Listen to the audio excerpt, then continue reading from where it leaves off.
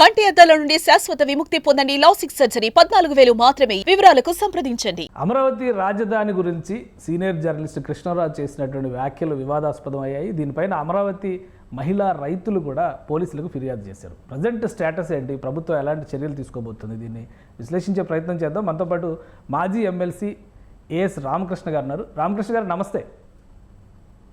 నమస్కారం అండి కేశవరావు.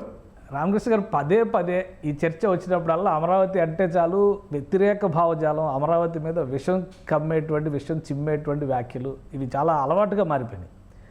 ఏడాది అయినా కానీ ప్రభుత్వం వచ్చి ఎందుకు నియంత్రించలేకపోతుంది? చాలా సీనియర్ పర్సన్స్, జర్నలిస్టులుగా చాలా అనుభవం ఉన్న వ్యక్తులు కూడా ఇలాంటి కామెంట్స్ చేయడం ఎలా అర్థం చేసుకోవాలి? కేశవరావు, మొన్న ఈ సాక్షి టీవీలో డిబేట్లో మాట్లాడినటువంటి ఆ కృష్ణరాజు గురించి నాకు తెలుసు. ఓకే, నాకు ఎక్కడో 2-3 సార్లు కలిశాడు. అతను నా ఉద్దేశంలో ఒక చిన్ని జర్నలిస్టు, మిడిమిడి జ్ఞానం ఉన్నటువంటి జర్నలిస్టు. నిజానికి అతను మీకు పెద్ద పెద్ద టీవీ ఛానల్స్లో ఎక్కడ కనిపించడు, కేవలం సాక్షి టీవీలో మాత్రమే కనిపిస్తాడు. సో అటువంటి జర్నలిస్టుని సాక్షి టీవీ పిలవటం, కొమ్మినేని శ్రీనివాసరావు అటువంటి ప్రశ్న అడగటం, దానికి అతను సమాధానం చెప్పేటప్పుడు చాలా జుగుప్సాకరమైనటువంటి, దారుణమైనటువంటి పదాలు ఉపయోగించడం అనేటటువంటిది క్షమించరాని నేరం అని చెప్పిన అంట. నేను ఏమన్నాడు అతను, ఎందుకు ఇవాళ రాష్ట్రం అంతా కూడా అతను విమర్శిస్తూ ఉందో. ఇప్పుడు ఇందాక నేను ఎఫ్బి చూస్తా ఉంటే, ఫేస్బుక్ చూస్తా ఉంటే, అసలు క్షణానికి మనకి ఫేస్బుక్ లో ఇతని మీద విమర్శలు కనిపిస్తున్నాయి. ఇతన్ని అర్జెంటుగా అరెస్ట్ చేయాలి. చాలా టీవీల్లో రాత్రి డిబేట్లు కూడా జరిగినాయి.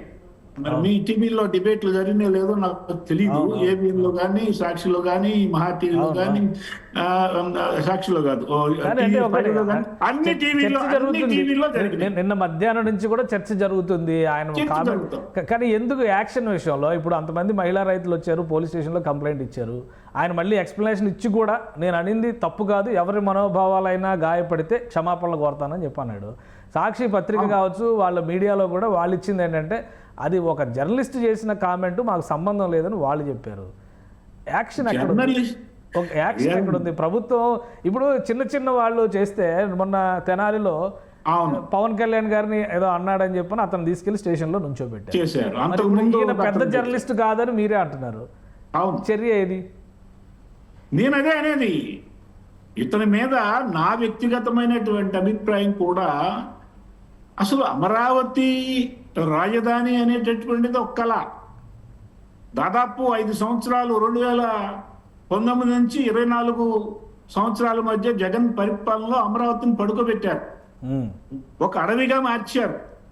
కావాలని చెప్పని అమరావతిని నాశనం చేయాలని, దాన్ని కనుమరుగు చేయాలని చెప్పని చంద్రబాబు నాయుడు గారికి, తెలుగుదేశం పార్టీకి పేరు రాకూడదని చెప్పని అడవిగా మార్చారు. చివరికి ఎంత అడవిగా మార్చారు అని చెప్పారంటే, ఓటమి ప్రభుత్వం వచ్చిన తర్వాత ఆ కంప కొట్టడానికే 37 కోట్ల రూపాయలు అయింది. సో తిరిగి ఇప్పుడు అమరావతిలో చాలా మంది కూలీలు పనిచేస్తూ ఉన్నారు. దాదాపు 40,000 మంది కూలీలు పనిచేస్తున్నారు. అనేక భవనాలు కట్టాలని చెప్పని, ఇప్పుడున్నటువంటి భవనాలు పూర్తి చేయాలని చెప్పని పనులు చాలా వేగవంతంగా జరుగుతున్నాయి. ఇంకో 40,000 ఎకరాలు కూడా అక్కడ సేకరించాలనేటటువంటి ప్రయత్నాలు జరుగుతున్నాయి. రాబోయేటటువంటి రోజుల్లో అమరావతి బ్రహ్మాండంగా దాని యొక్క రూపురేఖలు మారిపోతాయి. ఎందుకంటే ఒక రాజధాని కట్టాలంటే రేపటికో ఎల్లుండికో మనకు అది కనపడదు. సో ఈ పద్ధతిలో చంద్రబాబు నాయుడు గారికి, కూటమికి మంచి పేరు వస్తుంది అనేటటువంటి సహజంగా ఆ భావన అపోజిషన్కి ఉంటుంది. ఎవరికి ఉంటుందండి? ఈ దేశంలో చంద్రబాబు నాయుడు గారికి వ్యతిరేకంగా ఎవరు ప్రయత్నిస్తారు? సహజంగా జగన్మోహన్ రెడ్డి లేకపోతే వైసీపీ ప్రభుత్వం ప్రయత్నిస్తుంది. సో ఈ క్రమంలో ఈ కృష్ణరాజు అనేటటువంటి ఒక బుల్లి, ఒక చిట్టిపొట్టి జర్నలిస్టు వేశ్యల రాజధాని అని చెప్పి అన్నాడు. అది చాలా తీవ్రమైనటువంటి మాట. అసలు అతను కొన్ని విషయాలు కూడా తెలిసినట్టు నాకైతే అనిపించలా. అది వేశ్యల రాజధానా? అక్కడ దాదాపు 150 సంస్థలంట ఈ వేశ్యల కోసం స్వచ్ఛంద సంస్థలు పనిచేస్తున్నాయని చెప్పని అంటాడు. అసలు వీడికి ఏం తెలుసు అని చెప్పని అక్కడ 150 స్వచ్ఛంద సంస్థలు ఉన్నాయంటాడు. అసలు ఈ రాష్ట్రం మొత్తం ఉన్నటువంటి స్వచ్ఛంద సంస్థలే 103. ఆ స్వచ్ఛంద సంస్థలు కూడా వేశ్యల కోసం పనిచేస్తున్నాయా? పైగా ఆంధ్రప్రదేశ్ మొత్తం సెక్స్ వర్కర్లకు నిలయం అంట. ఈ దేశంలోనే నంబర్ 1 స్థానంలో ఉందని అంటాడు అతను. అది నిజమా? అది కరెక్టా? నేను చూసి ఆ లెక్కలు. మన రాష్ట్రం కాదు, కర్ణాటక మొట్టమొదటి స్థానంలో ఉంది. మరి అట్టంటప్పుడు రాష్ట్రం మొత్తాన్ని ఏషియం ఏం చేస్తాడంటే అతను చాలా తప్పు కదా ఆ విధంగా మాట్లాడటం. పైగా అమరావతిలో వేసులు ఎక్కువ మంది ఉంటారు ఆ చుట్టుపక్కల ప్రాంతంలో అని చెప్పి అంటాడు. కానీ ఒకటి ఆ రిపోర్ట్ లో స్పెసిఫిక్ గా అమరావతి గురించి ఏమైనా మెన్షన్ చేశారా? ఓన్లీ రాష్ట్రాల డేటా నేను చూసినంత వరకు రాష్ట్రాల డేటా చూసాను, అమరావతి గురించి ఉందా? లేదు సార్. ఇతను ఇప్పుడు అది సొంత భాష్యం అతని ఇష్టం. అంటే అమరావతి మీద బురద వెళ్ళాలి కాబట్టి, విషం చెమ్మాలి కాబట్టి అతను ఆ విధంగా పోయిన ఇతను మాట్లాడుతున్నాడు. కొమ్మినేని శ్రీనివాసరావుకి ఏమైంది? చాలా సంవత్సరాల నుంచి అతను జర్నలిస్ట్ గా ఉన్నాడు కదా, ఈ డిబేట్లు చేస్తా ఉన్నాడు కదా, 70 సంవత్సరాలు వచ్చినాయి కదా, పెద్ద అనుభవం ఉంది కదా. అతను ఏమంటాడు? నేను కూడా చూశాను టైమ్స్ ఆఫ్ ఇండియాలోనూ హిందూలోనూ, నాకు కూడా తెలుసు. కానీ నువ్వు ఆ విధంగా నువ్వు కానీ నేను కానీ మాట్లాడితే నీచమైనటువంటి రాతలు నీ మీద రేపు నుంచి రాసేటటువంటి అవకాశం ఉంది అంటాడు. అంటే నీచమైనటువంటి రాతలు రాయిపోతే అనొచ్చా? అలా కాదు కదా అతను అనాల్సింది. నువ్వు క్షమాపణ చెప్పు, నువ్వు చాలా తప్పు మాట్లాడావు, ఇది మా టీవీ ఛానల్, నేను ఎప్పటి నుంచో యాంకర్ గా చేస్తున్నాను, నాకు కూడా చుట్టుకుంటుంది, భారతి గారికి చుట్టుకుంటుంది, జగన్మోహన్ రెడ్డి గారికి చుట్టుకుంటుంది, నువ్వు కేవలం అప్పుడప్పుడు సాక్షి టీవీకి వచ్చి మాట్లాడేటటువంటి వాడివే, మాకు చాలా పెద్ద నష్టం జరుగుతుందని చెప్పి నువ్వు అనాలి కదా. కానీ ఈ కామెంట్స్ తర్వాత కృష్ణరాజు గారు మళ్ళీ ఒక వివరణ ఇచ్చారు. ఆ వివరణ కూడా ఎవరన్నా మనోభావాలు గాయపడితే అన్నాడు. తర్వాత కొమ్మినేని శ్రీనివాస్ గారు కూడా ఇప్పుడు మళ్ళీ మాట్లాడారు. చూశానండి, నేను ఆ రెండు చూశాను. కొమ్మినేని శ్రీనివాసరావు గారితో అమరావతి రైతులు ఫోన్లో మాట్లాడటం కూడా చూశాను. అలాగే ఈ కృష్ణరాజు అనే అతను మాట్లాడటం కూడా చూసా. అతనిలో ఏ మాత్రం కూడా పశ్చాత్తాపం లేదు. కొమ్మినేని శ్రీనివాసరావు గారికి కూడా పశ్చాత్తాపం లేదు. తర్వాత యాజమాన్యం, సాక్షి యాజమాన్యం కూడా ప్రకటించింది ఏమని? అది చాలా వ్యక్తిగతమైనటువంటిది, మాకు సంబంధం లేదు, మేము ప్రత్యక్షంగా దాంట్లో పాల్గొని ఇటువంటి మాటలు మాట్లాడినైతే మేము క్షమాపణ చెప్తాం, మేము న్యూట్రల్ గా ఉన్నాం, మాకే సంబంధం లేదని చెప్పని యాజమాన్యం ప్రకటించింది. ఎలా ప్రకటిస్తుందండి యాజమాన్యం ఆ విధంగా? అటువంటి వ్యక్తిని నువ్వు తరచుగా టీవీ డిబేట్లకు పిలుస్తూ ఉంటుంది. నేనేమంటానంటే జరిగిపోయింది ఏదో జరిగిపోయింది, జరగాల్సిన నష్టం జరిగిపోయింది. అతను చాలా తప్పు చేశాడు, నేరం చేశాడు. అటువంటి నేరం చేసినటువంటి వ్యక్తిని ఇందాక మీరు చెప్పినట్టుగా, నేను కాక మొన్న తెనాల్లో ఒక ముస్లిం మతానికి సంబంధించినటువంటి ఒక వ్యక్తి పవన్ కళ్యాణ్ ఏదో అంటే, అంతకుముందు భారతి రెడ్డిని ఏదో అంటే, ఇద్దరిని కూడా అంతకుముందు అతనైతే ఇమీడియట్ గా అతన్ని అరెస్ట్ చేసి జైల్లో పెట్టడం జరిగింది. తెలుగుదేశం అంతకుముందు అన్న వ్యక్తి తెలుగుదేశం అతన్ని అరెస్ట్ చేస్తే తెలుగుదేశం కార్యకర్తలు కూడా మళ్ళీ కౌంటర్ చేశారు, ప్రభుత్వ నిర్ణయం సరికాదు అని చెప్పని. కానీ ఇప్పుడు ఇక్కడ కృష్ణరాజు విషయంలో కానీ కొమ్మినేని గారి విషయంలో కానీ రియాక్షన్ లేదు. 24 గంటలు గడిచినా లేదు. ఎందుకు నేననేది, లోకేష్ బాబు గారు కానీ చంద్రబాబు నాయుడు గారు కానీ మా పార్టీ వాళ్ళైనా కూడాను అనవసరంగా మహిళల మీద నోరు బారేసుకున్నట్టయితే వాళ్ళ మీద కూడా చర్యలు ఉంటాయని చెప్పారు కాబట్టి అతని మీద చర్య తీసుకోవడం జరిగింది. నేనేమంటున్నాను, ఇప్పుడు మీరు అన్నట్టుగా వీళ్ళిద్దరి మీద ఇమీడియట్ గా ఎందుకని చర్య తీసుకోలేదు అని టీవీ ఛానల్స్ ఏ విధంగా అంటున్నాయో, మీలాంటి జర్నలిస్టు ఏ విధంగా అంటున్నారో నేను కూడా అంటున్నా. ఇమీడియట్ గా చర్య తీసుకోవాలి. చర్య తీసుకోవడం అంటే తీవ్రమైనటువంటి చర్య తీసుకోవాలా వాళ్ళని. ఎందుకంటే వాళ్ళు అమరావతి మహిళలను గాయపరిచారు, నేను ఏడుస్తా ఉన్నారు కూడా వాడు. మీరు చూసారో చూడలేదు, ఆల్రెడీ కేసులు కూడా బుక్ అయినాయండి. నిన్న సాక్షి ఆఫీస్ ముందు కూడా ధర్నా చేయటం జరిగింది. అందుకని నేనైతే అనుకుంటున్నా తెలుగుదేశం పార్టీ మరి నాయకులు ఇప్పుడు ప్రభుత్వంలో ఉన్నటువంటి ముఖ్యమంత్రి కానీ లోకేష్ బాబు గారు కానీ ఇతను వదులుతారని, కొమ్మినేని శ్రీనివాస్ గారిని వదులుతారని చెప్పని చట్టం తన పని తాను చేయటానికి కొంత సమయం పడుతుంది అనేటటువంటి ఉద్దేశంతో దీన్ని విశ్లేషించి, వాళ్ళు మాట్లాడింది విశ్లేషించి ఇతను అరెస్ట్ చేస్తారని చెప్పని, ఇతని మీద చర్య తీసుకుంటారని చెప్పని నేనైతే అనుకుంటాను. ఇతను వదిలిపెట్టేది లేదని చెప్పని నేను అనుకుంటున్నాను. వదిలిపెడుతుంది కూటమి ప్రభుత్వం అని చెప్పని నేనైతే అనుకోవట్లేదు. ఇవాళ రేపు అతన్ని అరెస్ట్ చేసేటటువంటి అవకాశం తప్పనిసరిగా ఉంటుంది.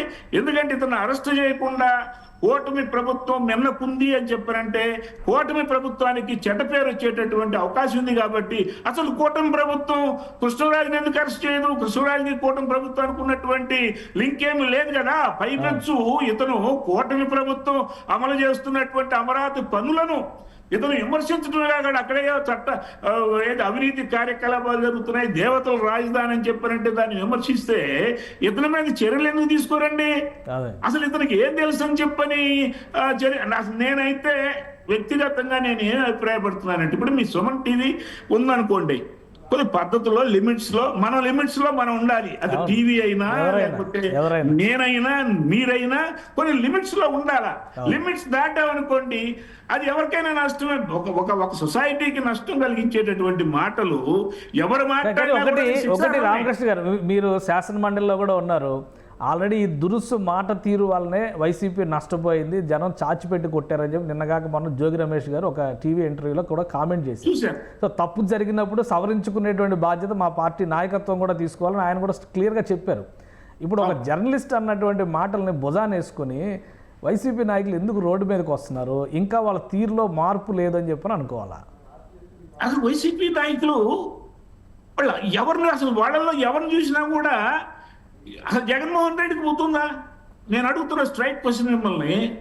ఒక దళిత డ్రైవర్ని ఒక వైకాపా ఎమ్మెల్సీ అనంతబాబు చంపేసి ఇంటికి డోర్ డెలివరీ చేస్తే అతని మీద ఏమైనా చర్య తీసుకున్నారా? మందలించారా? అతని ఎమ్మెల్సీ సీటు రద్దు చేశారా? చెయ్యలేదు కదా. అతన్నే కాదండి, ఈ విధంగా ప్రవర్తించినటువంటి ఏ వైకాపా నాయకుడి మీద ఏ విధమైనటువంటి చర్య తీసుకోకపోవటమే కాదు, మందలించడం కూడా జరగల 5 సంవత్సరాల్లో జగన్మోహన్ రెడ్డి. అతనికి అవన్నీ అనవసరం అండి. ఆ జగన్మోహన్ రెడ్డికి ఈ విధంగా ఎంత చేస్తే అంత మంచిది. ఎవరు చంద్రబాబు నాయుడు గారిని తిడితే, ఎవరు లోకేష్ బాబు గారిని తిడితే, ఎవరు ఇలాంటి పిచ్చి పనులు చేస్తే, సుధాకర్ని ఏ విధంగా, డాక్టర్ సుధాకర్ని ఒక దళిత డాక్టర్ని మాస్క్ అడిగిన పాపానికి చివరికి అతను గుండెపోటుతో చనిపోయే వరకు తీసుకెళ్లారండి. ఇటువంటి ఘటనలు 5 సంవత్సరాల్లో పోకోళ్ళండి. మనం ఇప్పుడు ఈ డిబేట్ లో మనం అవన్నీ మాట్లాడాలంటే 2 గంటలు పడుతుంది. కాబట్టి జగన్మోహన్ రెడ్డి అతను మాట్లాడే విధానం కూడా మన తెనాలికి ఎందుకు వచ్చినట్టు చెప్పండి మీరు. ఇది సింపుల్ క్వశ్చన్ ఏమో అడుగుతున్నాను. ఎందుకు వచ్చాడు తెనాలి? వాళ్ళు రౌడీలు, వాళ్ళు గంజాయి బ్యాచి, వాళ్ళు కూనికోర్లు. రౌడీలు, కూనికోర్లు, గంజాయి బ్యాచి అంతకుముందు ఒక అతన్ని కూడా చంపేసినటువంటి వాళ్ళు. అతన్ని పరామర్శించటం, అతను డబ్బులు ఇవ్వటమా?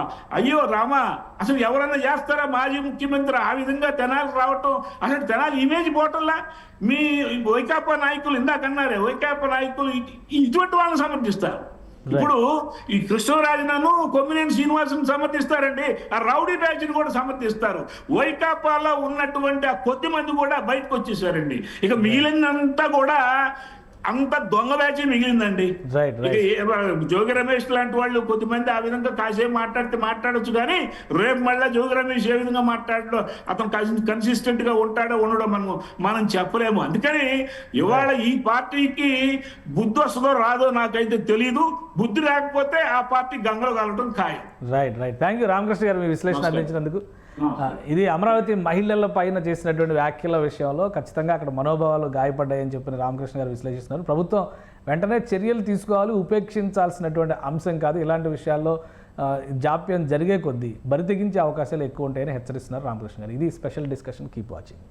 సుమన్ టీవీలో మీ పర్సనల్ అండ్ బిజినెస్ ప్రమోషన్స్ కోసం కింది నెంబర్కి కాంటాక్ట్ చేయండి.